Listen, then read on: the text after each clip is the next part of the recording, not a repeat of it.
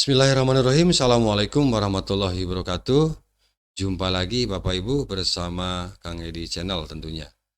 Baik Bapak Ibu, selamat bergabung. Bagi yang baru menemukan channel ini, channel yang berbagi informasi dan edukasi tentunya Bapak Ibu. Izin kali ini Bapak Ibu, saya ingin membagikan informasi ya terkait besaran gaji PK3K setelah masa sanggah. Ini lengkap pergolongan plus ya tunjangan yang akan diterimakan oleh teman-teman P3K yang baru lulus kemarin ya, yang sekarang mungkin sedang proses pemberkasan begitu ya, untuk mengeluarkan atau untuk menerima NIP, untuk proses NIP. Regulasi kita Bapak Ibu, ini PP nomor 98 ya tahun 2020 tentang gaji dan tunjangan P3K Bapak Ibu. Insya Allah saya sampaikan informasinya terkait dengan berapa sih besaran gaji P3K setelah masa sanggah. Oke, kita bacakan informasinya Bapak Ibu. Dilansir dari beritasoloraya.com, tentu dengan berbagai media lain, ya informasi lain dan regulasi-regulasi yang admin kumpulkan tentunya, ya terkait dengan gaji pokok yang akan diterimakan, termasuk dengan tunjangan-tunjangan yang akan diterimakan oleh teman-teman P3K yang baru lulus ya kemarin. Baik Bapak Ibu, info penting terkait gaji P3K terbaru ya 2023 yang baru saja dirilis BKN atau Badan Kepegawaian Negara. Adanya gaji P3K terbaru tahun 2023 ini disampaikan oleh BKN. Dan nanti coba Bapak Ibu nanti dicocokkan dengan Permendikbud, dengan PP 98 ya tahun 2020. PP 98 2020 terkait dengan rilis yang nanti akan kita sampaikan. Ada kenaikankah atau tidak ya, karena memang dasarnya PP nomor 98 ya untuk sistem penggajian, berapa besarannya setiap masa kerja, setiap golongan itu ada di situ semua Bapak Ibu. Baik, kita langsung saja Bapak Ibu, yang menjadi rujukan kita tadi PP 98 ya tahun 2020 tentang gaji dan tunjangan pegawai pemerintah dengan perjanjian kerja atau P3K. Di sini admin tampilkan Bapak Ibu mulai dari golongan 1 sampai golongan 17. Ya, memang karena P3K sistem golongan seperti itu. Ya, banyak sekali dari golongan 1 sampai golongan 17. Mengapa demikian? Mungkin Bapak Ibu ini untuk mengcover teman-teman ya, tenaga honorer yang mungkin kualifikasi pendidikannya masih di bawah S1. Ya.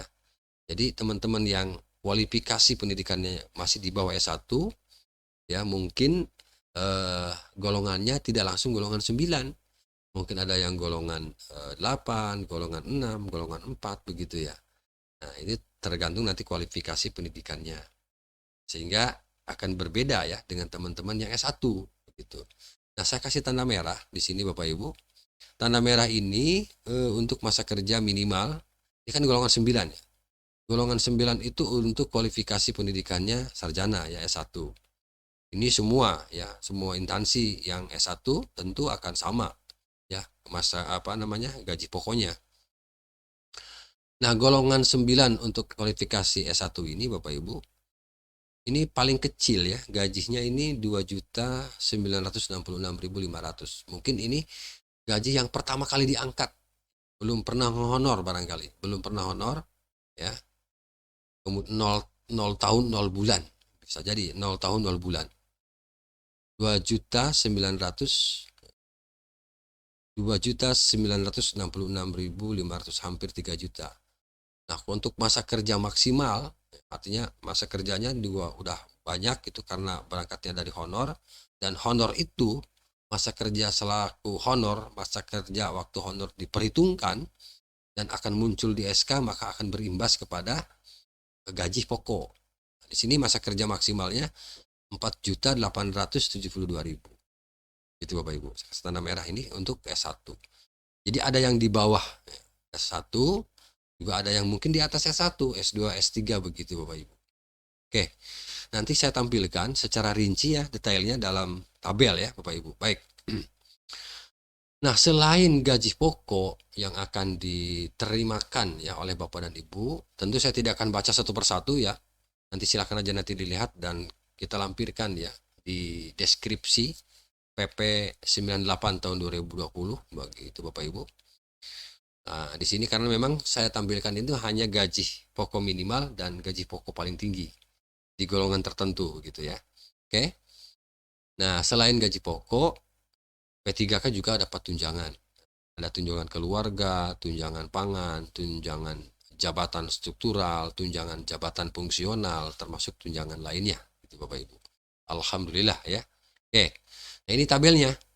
Ini tabel sistem penggajian untuk teman-teman P3K. Nah, jadi sini ini mungkin pengelompokan berdasarkan kualifikasi pendidikan juga bisa. Ya, ini bisa. Misalnya di sini ada golongan 1, 2, 3, 4. Ini golongan 2. Kemudian nyambung golongan 5, 6, 7, 8. Nyambung lagi 9, 10, 11, 12. Nyambung lagi 13, 14, 15, 16, 17. Jadi ada 13 tingkatan, 13 golongan dari golongan 1 sampai golongan 17. Saya perjelas Bapak Ibu. Nah, di sini ini adalah ilustrasi untuk golongan 9. Sini ada MKG artinya masa kerja golongan.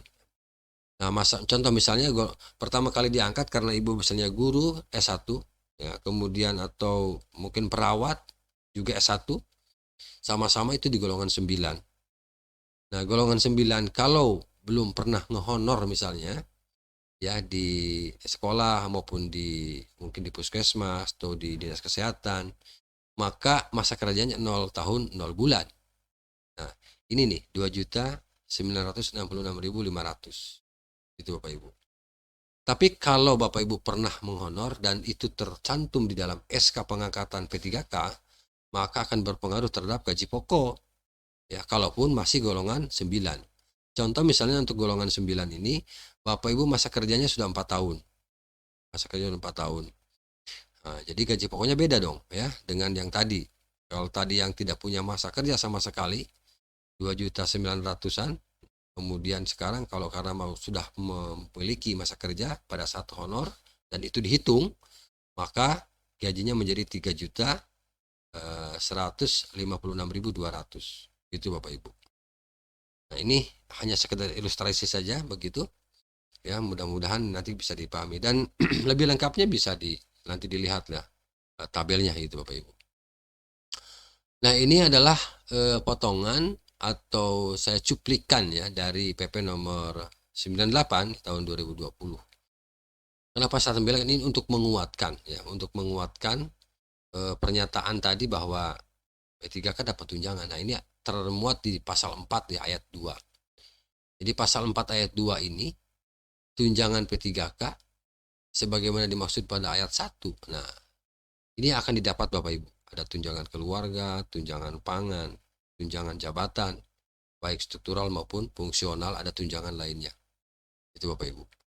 Jadi nanti besaran tunjangan P3K sebagaimana dimaksud pada ayat 2 diberikan sesuai dengan ketentuan peraturan perundang-undangan di bidang tunjangan. Ya, sebagaimana yang berlaku pada pegawai negeri sipil Bapak Ibu. Itu ya, ini yang menguatkan kita. Oke, barangkali itu ya informasi dari Kang Edi Channel. Silakan nanti Bapak Ibu apakah ada perubahan dengan gaji yang sekarang atau tidak gitu ya. Silakan saja nanti lihat. Mudah-mudahan informasi ini memberikan manfaat kepada Bapak dan Ibu. Sekali lagi mohon maaf sekali ya agar bisa memakai Bapak Ibu. Dan informasi ini tentu ya dari berbagai sumber dan diyakini ini valid Bapak Ibu karena kita rujukannya kepada PP nomor 98 tahun 2020. Demikian yang dapat disampaikan. Terima kasih. Assalamualaikum warahmatullahi wabarakatuh.